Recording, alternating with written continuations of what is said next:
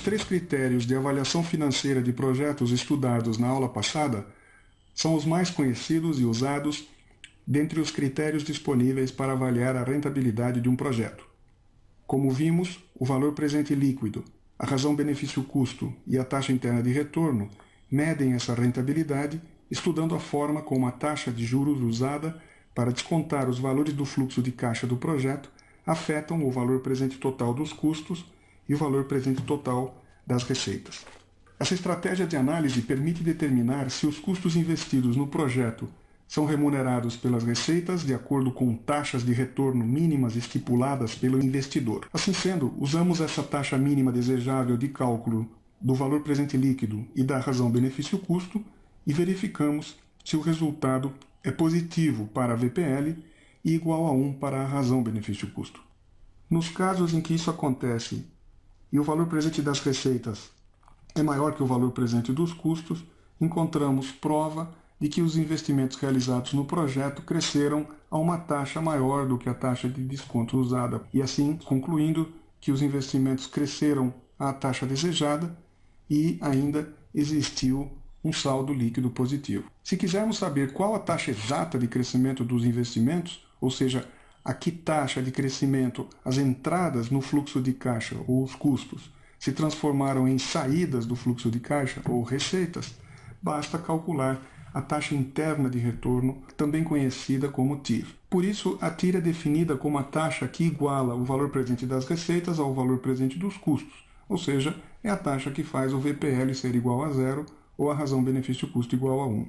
Apesar da importância desses critérios, é necessário cautela, pois às vezes o VPL e a razão benefício-custo têm sua aplicabilidade limitada, como nos casos em que os horizontes dos projetos não são iguais. O que fazer então quando tivermos que comparar projetos com diferentes horizontes de tempo? Bem, nesta aula iremos conhecer 3 critérios de avaliação que contornam esse problema e que são especialmente úteis quando trabalhamos com projetos que envolvem o uso da terra para gerar receitas através da produção de uma commodity ou de um produto de características homogêneas que, quando colocado no mercado, enfrenta preço fixo, qualquer que seja a quantidade ofertada.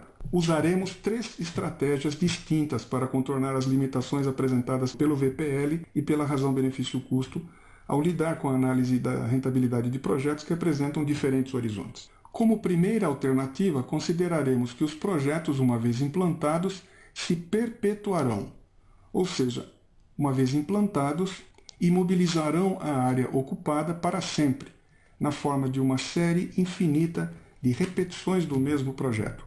Para esse caso, poderemos calcular o valor presente da série perpétua, obtendo um valor que é comparável com o obtido para os outros projetos avaliados da mesma forma, pois esse valor tem agora a mesma escala temporal. Isto é, todos os projetos consideram o infinito como horizonte comum. Como segunda alternativa, calcularemos o máximo valor líquido A que cada projeto seria capaz de pagar regularmente e com a mesma frequência da taxa de juros usada para avaliar o retorno do projeto, como se fosse uma prestação. Podemos interpretar esse valor líquido regular como o aluguel ou arrendamento pago, desde que não tenhamos incluído entre os custos pagamentos pelo uso da terra. Reparem que, neste caso, poderemos também comparar diferentes projetos, pois novamente uniformizamos a escala temporal dos projetos, tornando o ano, ou seja lá qual for a frequência da taxa de juros usada na análise, como um período de tempo comum para efeito da comparação. A terceira estratégia e última estratégia que veremos nesta aula pode ser aplicada quando analisamos diferentes formas de produzir uma mesma commodity, ou seja, quando é possível produzir um mesmo produto por meio de diferentes projetos. Por exemplo, madeira para biomassa, resina, toras para fibra de celulose, etc.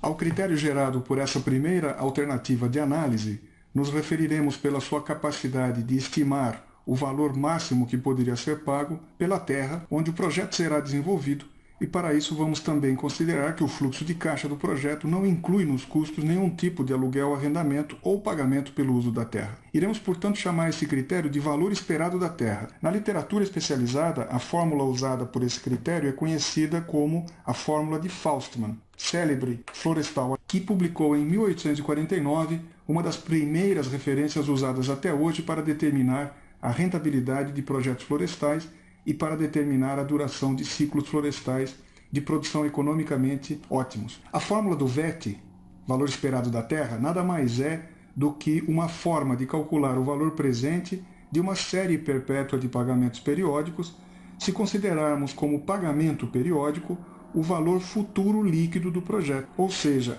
quando supomos que a repetição perpétua do projeto gera uma série de pagamentos a cada T anos. Vamos aplicar esse conceito na análise de dois projetos de produção de lenha com horizontes diferentes de maturação. O projeto A amadurece em 28 meses e exige custos iniciais de R$ 400 no momento zero e R$ 100 no momento final do quinto mês. A colheita de lenha ocorre em dois momentos. No final do 15º mês, acontece um desbaste de árvores que gera R$ 200 de receita. E no final do 28º mês, o corte raso gera uma receita final de R$ 6.400.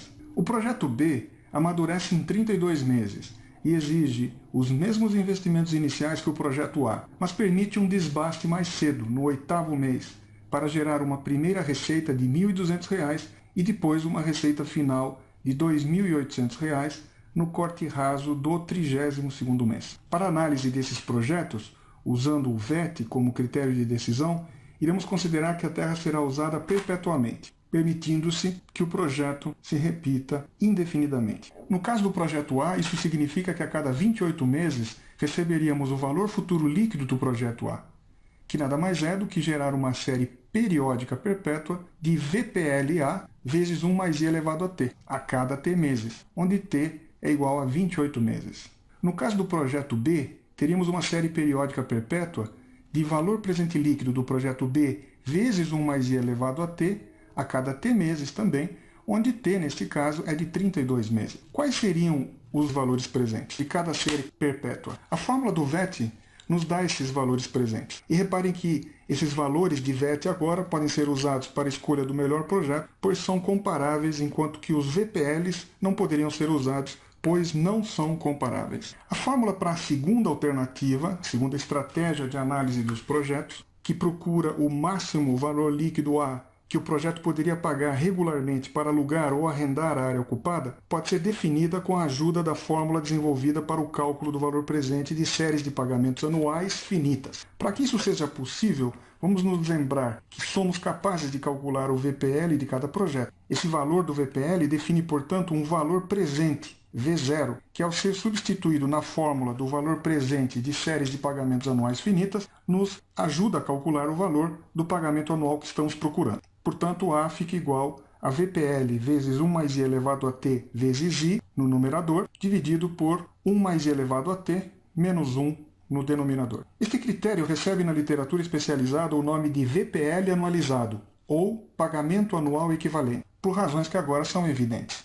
Percebam também a utilidade desse critério para nós, profissionais que trabalhamos com a avaliação de projetos que mobilizam a terra durante o desenvolvimento do projeto. O VPL anualizado, quando aplicado a projetos agrícolas ou florestais, que envolvem ciclos de vários períodos de capitalização de juros, pode ser interpretado como o valor máximo de arrendamento de terra que o projeto é capaz de pagar, bastando para isso que o fluxo de caixa não inclua pagamentos pelo uso da terra. Vamos aplicar esse critério agora na análise dos projetos A e B apresentados há pouco. O valor presente líquido anualizado é definido então como o valor A que iguala o valor presente de uma série de pagamentos idênticos de valor A ao valor presente líquido do projeto. Assim sendo, estamos procurando para o projeto A o valor que torna o valor presente de uma série de 28 pagamentos de valor A igual ao VPL do projeto A. E para o projeto B, procuramos um valor A' que torna o valor presente de uma série de 32 pagamentos de valor A' igual ao valor presente líquido do projeto B. O cálculo é feito com a ajuda da fórmula de valor presente para séries de pagamentos anuais finitas, bastando para isso substituir o valor presente V0 na fórmula por valor presente líquido do projeto. Reparem que esses valores de VPLA, valor presente líquido anualizado, podem ser usados para a escolha do melhor projeto, pois são comparáveis, enquanto que os VPLs dos projetos individualmente não poderiam ser usados, pois não são comparáveis. Reparem também num detalhe. Reparem como as fórmulas do VET e do VPL anualizado se relacionam. VPL anualizado é igual ao valor presente líquido do projeto vezes 1 mais i elevado a t, vezes i, isso tudo no numerador, dividido por 1 mais i elevado a t menos 1 no denominador. Entretanto, VPL vezes 1 mais i elevado a t dividido por 1 mais i elevado a t menos 1 é VET, a fórmula do valor esperado da Terra, que multiplicado por i resulta na anualização do VPL do projeto. Essa relação entre as duas fórmulas é perfeitamente coerente, pois define-se arrendamento como um retorno obtido em cima do valor da terra. Isto é, o arrendamento é igual a uma taxa de retorno, I, vezes a estimativa do valor da terra, VET. De fato, estamos então dizendo que essas fórmulas estudam a mesma questão. O projeto é capaz de gerar simultaneamente o retorno aos investimentos esperados e ainda pagar pelo uso da terra? As fórmulas do VET e do VPLA, valor presente líquido anualizado, respondem a essa pergunta, pois serão considerados bons projetos aqueles que, à taxa de retorno usada, tiverem um VET maior ou igual ao valor da terra no mercado, ou ainda tiverem um VPLA, um valor presente líquido anualizado, igual ou maior que o valor do custo de arrendamento da terra no mercado. Essa seria a regra de decisão para o critério de avaliação VET e para o critério de avaliação VPLA. O desenvolvimento de uma fórmula para a terceira estratégia de avaliação de projeto, com diferentes horizontes, envolve o conceito de custo de produção. Ou seja, precisamos saber se a taxa de retorno desejada e usada para análise do projeto, temos custo de produção da nossa commodity inferior ou igual ao preço da commodity no mercado. Vamos resgatar o conceito de razão-benefício-custo como base para desenvolvimento da fórmula que precisamos. Vejam que a razão-benefício-custo nos permite calcular, para além da taxa de retorno desejada, o quanto recebemos do projeto por real investido. Se invertermos a fórmula da razão-benefício-custo, podemos interpretar esse resultado como o quanto custou o projeto por real recebido. A receita, no caso de commodities, é resultado de multiplicarmos preço pelo volume produzido. O preço, nesses casos, pode ser considerado uma constante e, portanto, pode ser isolado para fora do somatório na fórmula. Digamos agora que desejamos vender a nossa produção por um preço que remunera exatamente o valor total dos custos e nos dá também retorno aos investimentos feitos no projeto. Se usarmos um preço que remunera exatamente o valor total dos custos, na fórmula, qual seria o resultado dessa divisão? Seria 1, correto? Estaríamos recebendo exatamente aquilo que gastamos. Portanto, se quisermos determinar o valor desse preço que nos faz retornar os custos investidos e nos dá um retorno desejado, basta dividir a soma dos valores presentes dos custos pela soma do valor presente dos volumes da commodity produzida no projeto.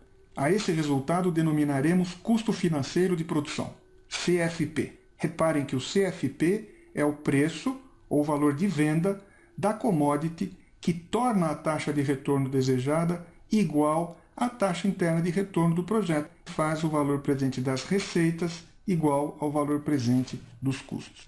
Assim sendo, quanto mais alta for a taxa de retorno desejada, maior será o custo financeiro de produção. Como critério de decisão para a escolha entre projetos, podemos dizer que seria preferível aquele projeto que, para uma mesma commodity, apresenta CFP menor.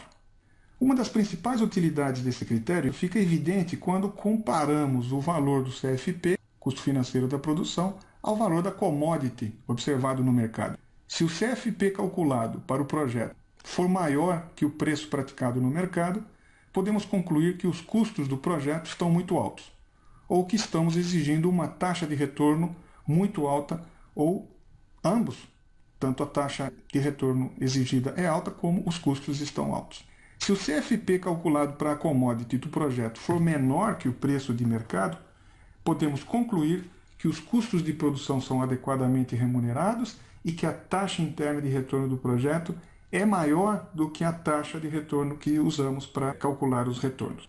Resumidamente, nessas situações em que o CFP do projeto é menor que o preço de mercado, podemos dizer que o projeto tem retorno aos investimentos superior àquele mínimo que estávamos esperando quando fizemos a análise. Bem, vamos agora aplicar os conhecimentos adquiridos nessa aula em um exercício de assimilação.